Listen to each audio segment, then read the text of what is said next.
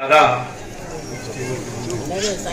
मंचावर उपस्थित आपल्या मतदारसंघाचे लोकप्रिय आमदार नारायण भाऊ कुजे, रेणुताई दानवे, मंचावर उपस्थित दीपक भैया औदुंबरजी बागडे, बद्री भाऊ पठाडे, आमचे मित्र वसंतरावजी जगताप, आपले संभाजीनगरचे काळे साहेब, जितेंद्रजी पालकर, पैठणचे माजी नगराध्यक्ष सुरजजी लोळगे, मंचावर आपले नवनिर्वाचित नगरसेवक राणाजी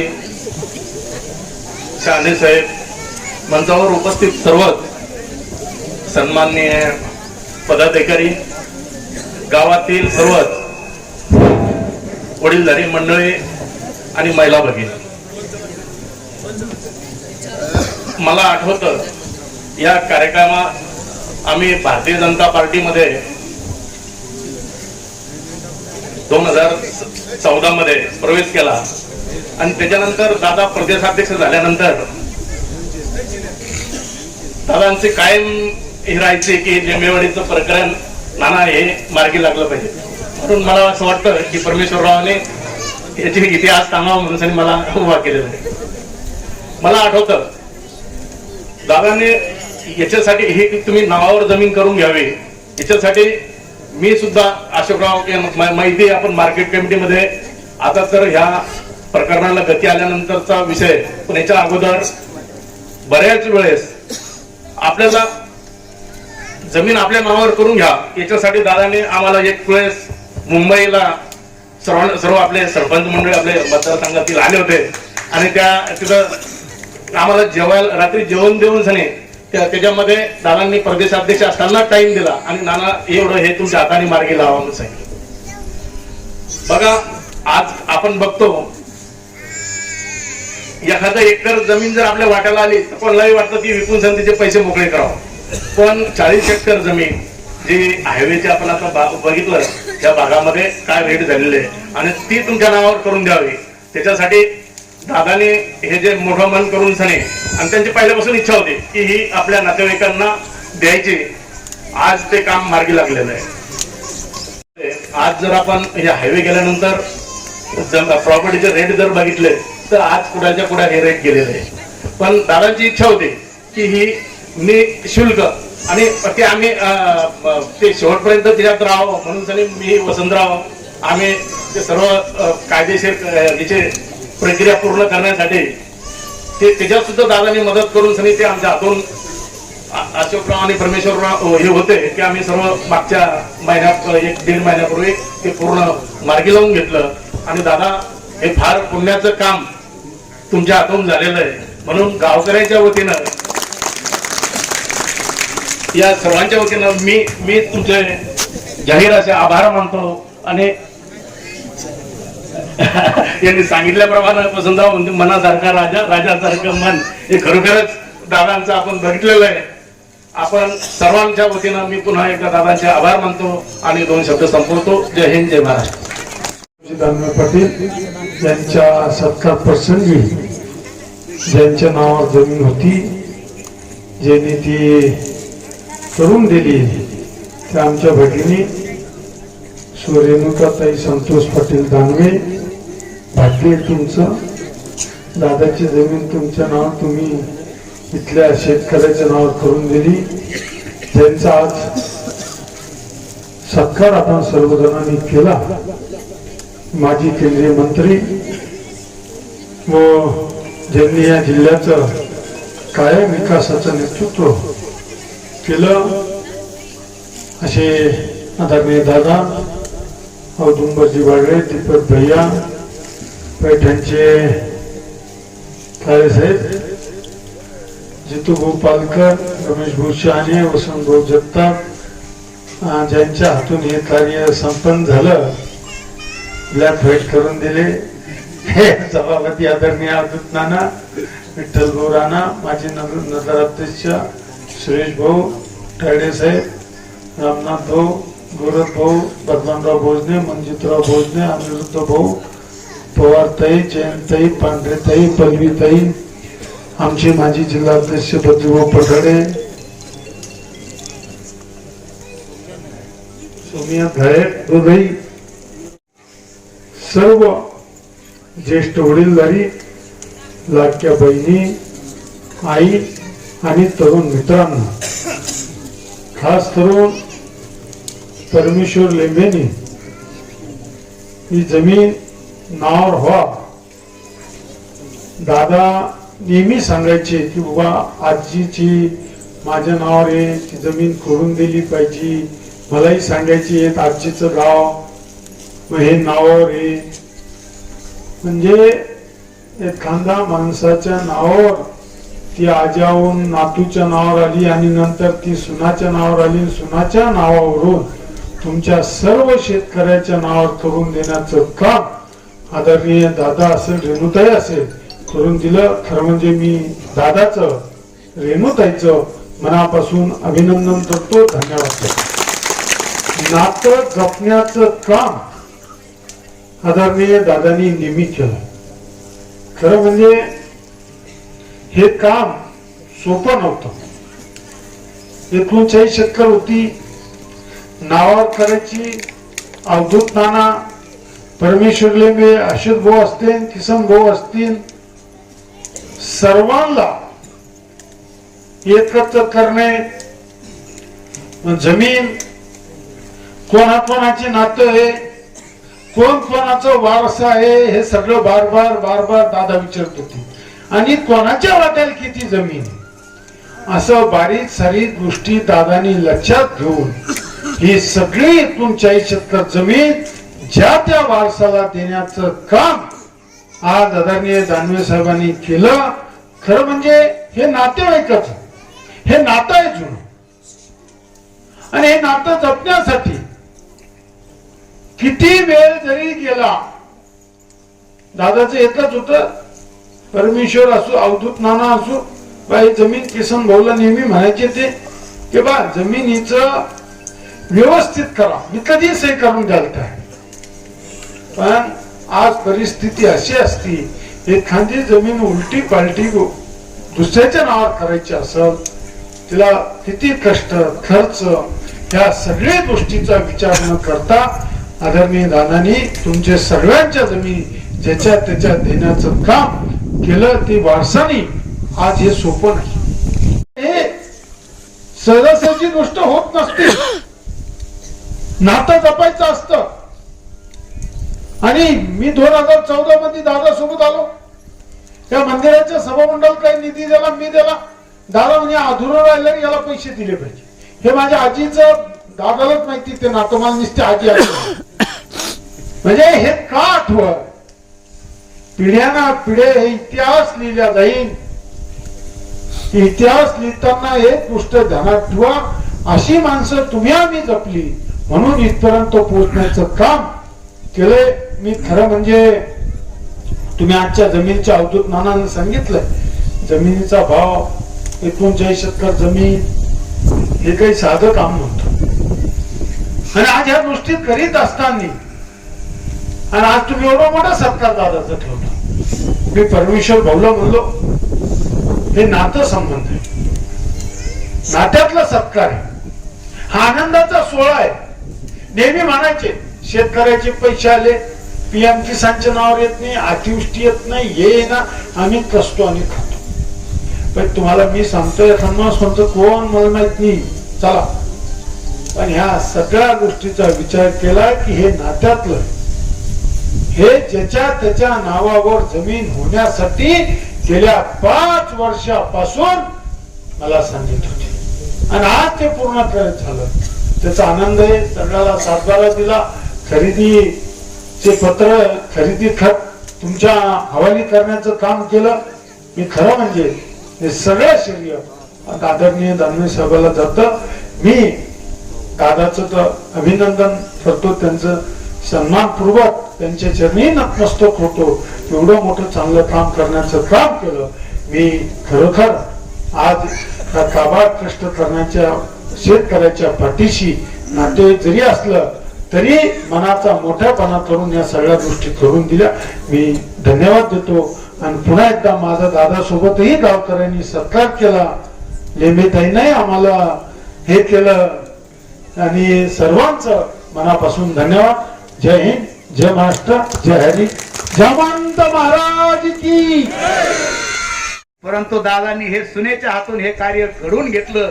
त्यामुळं ह्या राजासारख्या कलियुगातील राजा हरिश्चंद्राला त्रिवार नतमस्तक होतो आणि त्यांना या ठिकाणी मार्गदर्शन करण्यासाठी निमंत्रित करतो. तो घरचा अनुभव सांगितला. मंचावर उपस्थित असलेले आमचे सहकारी नाना परमेश्वर लेंबे, जिच्या नावावरची जमीन आपल्याला करून दिली ती रेणू दानवे, आणि ज्यांचं नाव घेतलं गेलं नारायण कोलते सगळे. कारण माझ्याकडून एखादं विसरलं तर पुन्हा साहेब पहिले सारखे राहिलेले असं नको आहे. मंचावर उपस्थित सर्व सहकारी आणि या कार्यक्रमाला उपस्थित असलेल्या लेंबेवाडी आणि परिसरातून आलेल्या नागरिक बंधू भगिनींनी बालमित्रांनो, आज हा जो कार्यक्रम आहे हा काही राजकीय कार्यक्रम नाही, हा घरगुती कार्यक्रम आहे. मी काल परमेश्वरला फोन करून विचारलं की अरे या कार्यक्रमाला तू कोणी आपले कार्यकर्ते बोलवले का? बोलवले असेल तर मग तुझ्या गावापेक्षा जास्त संख्या होईल. एक तर कार्यक्रम आपला घरगुती ठरेल, फार काही लोकांना बोलू नको, कारण मग राजकारणाचं स्वरूप येईल, घरगुती स्वरूप राहणार नाही. तेव्हा मी काही ठळक लोक बोलवले. खरं ते गावकरी मंडळी माझ्याकडे एक दिवस तारीख घ्यायला आली, मी आपली तारीख देऊन टाकली. पण तारीख दिल्याच्या नंतर आम्ही सांगत असतो तारीख घेणार नाही. एक दिवस अगोदर 2 दिवस अगोदर आमच्याशी बोल बाबा, काही लफडं बांधतं आमचं. मी गेलो मुंबईला आणि ताई गेली नागपूरला, आणि याचा फोन आला दुपारी, दादा उद्याची तयारी झाली बरं का? अरे बाप म्हणलं, मी तर मुंबईला आहे, 2 दिवस लांबून दे. तेव्हा लाडू आणले, पेढे आणले, मंडप लावला, फुलं आणले. दादा लांबणार नाही. आता मी तर मुंबईला 2 दिवसासाठी गेलो होतो, काल गेलो, आज राहणार होतो मीटिंग मध्ये माझ्या. आता मीच यायला पाहिजे होतो, संतोषला येऊन जमत नव्हतं, यायला तर मी पाहिजे, त्याच्या काही कोणी ओळखीचं नाही. तेव्हा माझ्यामुळं प्रश्न पडला की आता उद्याच्या कार्यक्रमाचं काय करायचं. ते ताईला फोन लावला की म्हणजे तिथं लग्नात आहे नागपूरला, लग्न आज आहे. म्हटलं आता आपल्यालाच गेल्याशी जमत नाही, म्हणून मी रात्री 11 वाजता मुंबईने आलो, सकाळी 5 वाजता आलो. आणि आता या कार्यक्रमात आलो. खरं तर कार्यक्रमाचं स्वरूप माझ्या अगोदर झिंजोडीने सांगितलं की मी आज नाही, पहिलीमध्ये दुसरीमध्ये असं जे पोर असे फुलं फेकू राहिले असं एवढाच असेल मी. आणि तेव्हापासून आमच्या आजोबा संगण आली सोबत मी या गावात यायचो. आज मी विमान घेऊन फिरतो, हेलिकॉप्टर घेऊन फिरतो, पण बैलगाडी द्यायचो मी इथं. तो काळ तसा नव्हता. आम्ही निघायचो जेवखेडून बैलगाडी, तर रस्त्यात एक मुक्काम व्हायचा.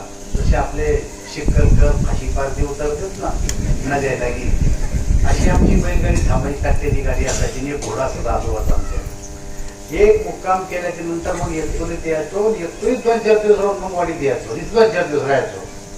आणि मग आमचा प्रवास परतीचा व्हायचा. म्हणजे पाहुणा त्या काळात आला तर 8 दिवस गावात राहत होता, 8.5 दिवस चहा पाहिजे सगळ्याला.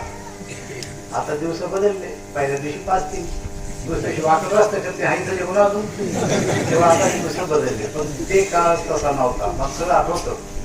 खरं तर एवढ्या लहान वयातल्या मला सगळ्या गोष्टी आठवतात, ती मी एक कमाल आहे. राहायचो आणि जायचो. पण त्या टायमाला आजीच्या आजीच्या गप्पा व्हायच्या. आम्ही गाडीत चालताना ती आजी म्हणायची मला तिथं भाऊ नाही आहे, पण माझे जे चुलत भाऊ आहेत ते मला ज्ञान करतात. मी आले तर भावाचा प्रेम मला भेटत आहे. त्याच्यामुळं भाऊ नसला मग काय झालं, ही जी प्रॉपर्टी आहे ही प्रॉपर्टी मला जरी भाऊ नसला मला कोणी नसला तर या प्रॉपर्टीवर काही आपला अधिकार सांगायचा नाही, कारण वाईटपणी माझं येणं जाणं बंद होऊन जाईल. माझी आई वडील मेल्याच्या नंतर जर कधी मी या प्रॉपर्टीवर अधिकार दाखवला तर माझं येणं जाणं बंद होईल. मला येणार नाही, मला आणणार नाही. मला असं वाटतं की या प्रॉपर्टीवर काही आपण अधिकार सांगू नये, असं मी लय लहानपणी ऐकत होतो. या पोरा एवढा होत तेव्हा आजोबा मी काही नाही म्हणत नव्हते. तर आमच्या घरी वडिलोपार्जित 250 एकर जमीन आहे आणि ती अजून आहे. आता खासदार झाली भर नाही पडली, पण 250 एकर जमीन आहे.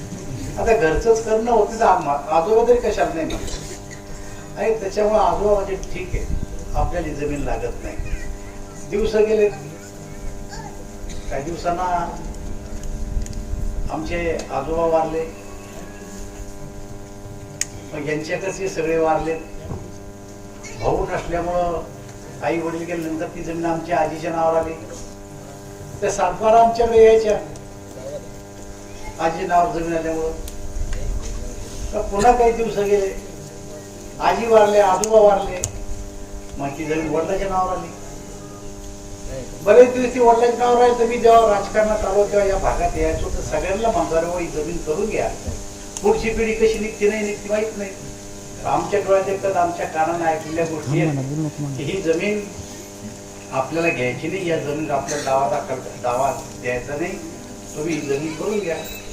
ते पाहुणे म्हणजे द्या करून मग आम्हाला. आणि करून घ्यायचे पैसे तर लावा. ते म्हणजे आम्ही पैसे लावत नाही, आमचं काही खरं नाही. पहिला झाले किती सगळे 22 झाले सगळे. म्हणजे मी आता कोणाशी डोकं लावू. आणि काही दिवसांना वडील बी गेले आमचे, आई बी गेली, जमीन आली माझ्या नावावर.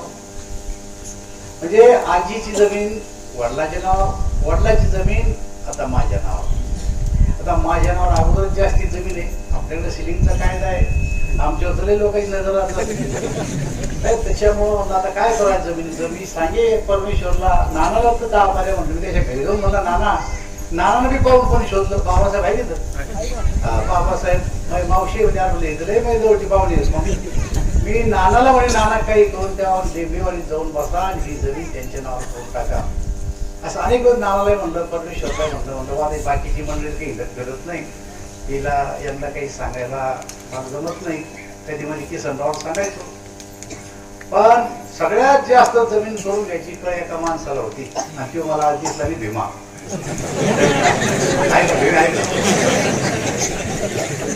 परत परत सगळं मान येण्याचे दिवस नाही करावं, काही जमीन माझ्या नावाना करून द्या. भीमा बोलण्या वागणं मला कळतं की केली रे की गेली.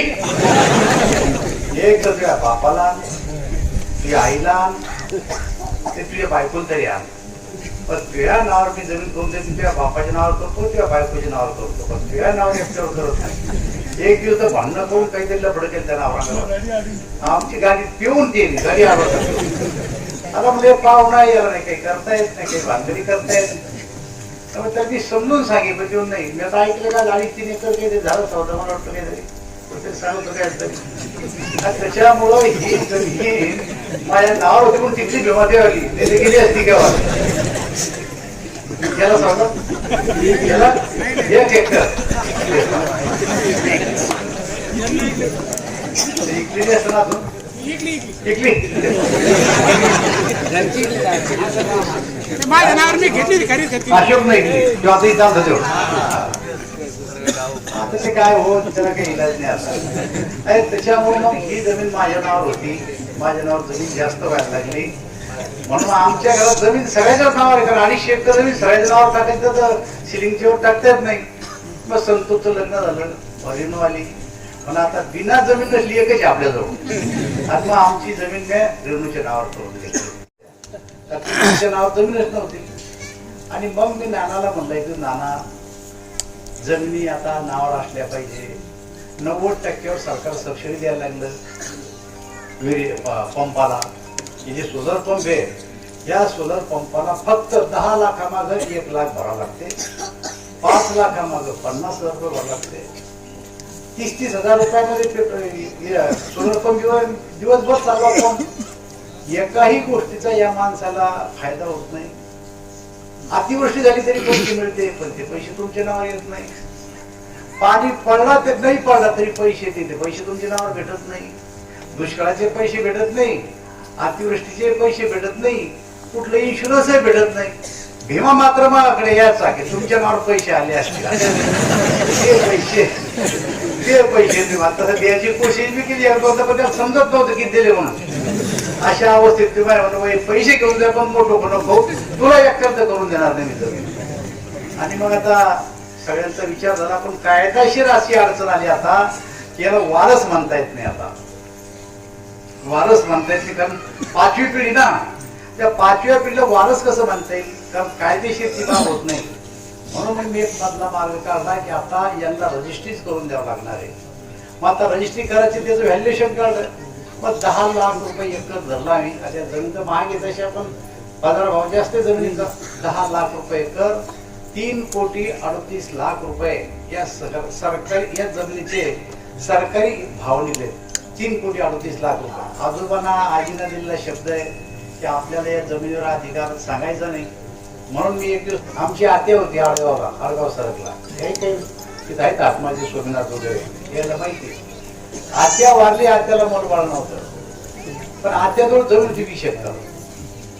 त्यांचे मूलबाळ नव्हतं, 20 एकर जमीन होती आळगाव सरकला पठाडी कंपनीमध्ये.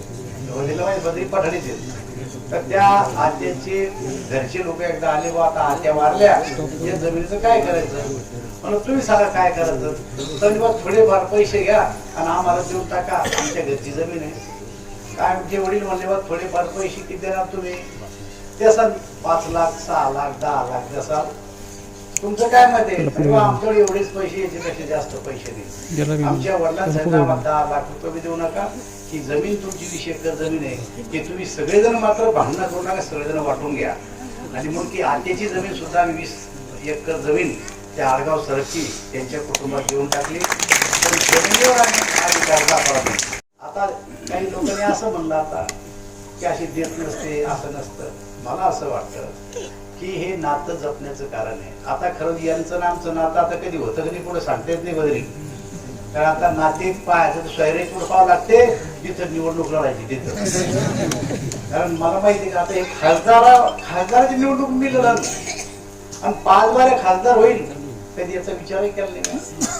2 वेळेस आमदार झालो, 5 वेळेस खासदार झालो, आणि इथलचे मत घ्यावं लागतील मला. हे काही लहानपणी मी विचार केला नव्हता की चला मग आता या आपल्या मतदारसंघ आहे, या भागातल्या लोकांना जमीन जर देऊन टाकली तर हे मत देतील मला. ही भावना आजची नाहीये. ही लहानपणी आजीच्या आजीच्या तोंडून ऐकलेले शब्द आहेत, ते तर गेले निघून. पण त्यांचे ऐकलेले शब्द ते पाळण्याचं काम आमच्या कुटुंबाने केलं. ही गोष्ट आपण लक्षात घ्या. की काही माझं एकट्याच घेणं नाही. खरं म्हणजे आज माझी मिसेस येणार होती. खरं तर कार्यक्रम दोघांचा ठरला होता, पण लग्न निघालं तिकडे गेली आणि मी इकडे आलो. आता माझी तुम्हाला सगळ्याला आग्रहाची विनंती की 39 एकर जमीन तुमच्या वाट्याला थोडी थोडी आली असेल, पण विचार जर केला तर 39 एकर जमीन, या जमिनीचा आता अतिवृष्टी हो, दुष्काळ पडो, तुम्हाला इन्शुरन्स घेणं असो, तुम्हाला सोसायटी घेणं असो, त्या जमिनीवर आता नंतर मोकळे झाले तुम्ही. आता इतक्या दिवस तुमच्या ताब्यात जरी असली तर त्या जमिनीवर तुम्हाला काहीही घेता येत नव्हतं. कर्ज सुद्धा, सोसायटी सुद्धा त्या जमिनीवर घेता येत नव्हती. आणि त्याच्यामुळे आता पूर्णपणानं आज हा अधिकार आम्ही तुमच्या स्वाधीन केला. फक्त ही जमीन विकू नका एवढीच आम्ही दिवाण दिली म्हणतात, एखादा घेईल जर कोर्ट वगैरे घेत एखादी, पण ही जमीन विकू नका. कारण जमिनी आता ज्याच्यावर जमीन आहे तो राजा, ही गोष्ट लक्षात घ्या. आम्ही लहानपणी हे बी ऐकलंय की एक काळ असा येईल की ज्याच्याजवळ जमीन आहे तो राजा होईल. जमिनीच्या किमती तुम्हाला सांगतो की आणखी 10 वर्षांना एकही शेतकरी जमीन विकणारा तुम्हाला सापडणार नाही. जमिनीचे भाव गगनाला भिडले. आज या ठिकाणी केला, याबद्दल वाडीवाल्यांचे मी आभार मानतो. राजकीय कार्यक्रम नाही, त्याच्यामुळे राजकारणावर काही बोलण्याचं कारण नाही. पण रेणूला दिली, तिला मी सकाळी म्हणलं की आता ताईच इथं नाही, पण चाल तुला मी पाहिलं भेटणगाव, तू कधी येते की नाही तुला काही सांगता येत नाही. एखादं सोयी पण नवं जर झालं पुढच्या काळात तर पहा. आम्ही राजी आहे असं एखादं पाहता म्हणजे येणं जात. तरी पण ही मंडळी सगळ्या कार्यक्रमाला आमच्या नाही, सगळ्या कुठला घरगुती कार्यक्रम जाव, लग्न कार्य सगळ्यात वाडीची सगळी मंडळी आता येते. बाबासाहेब इकडे कायमचे शिफ्ट झाले मला वाटतं. तर जोपर्यंत एक फळा जमीन होती तोपर्यंत बाबासाहेब मला महिना 2 महिन्याला 3 महिन्याला आमचे जेव केले आजी असताना जास्त यायचे. आता वय झाल्यामुळे ते बी काही जास्त फिरत नाही. माझी फक्त आपला आग्रहाची विनंती की आज तुमच्या हवाली आम्ही केली, तुमच्या मुलाबाळाचं त्याच्यामधून चांगलं कल्याण हो अशी शुभेच्छा आमच्या कुटुंबाच्या वतीनं तुम्हाला. हा जो घरगुती कार्यक्रम ठेवला आमचा आणि आमच्या सोबत आलेल्या सगळ्या सहकार्याला सत्कार केला त्याबद्दल मी तुमचे आभार व्यक्त करतो आणि माहिती होऊ शकतो.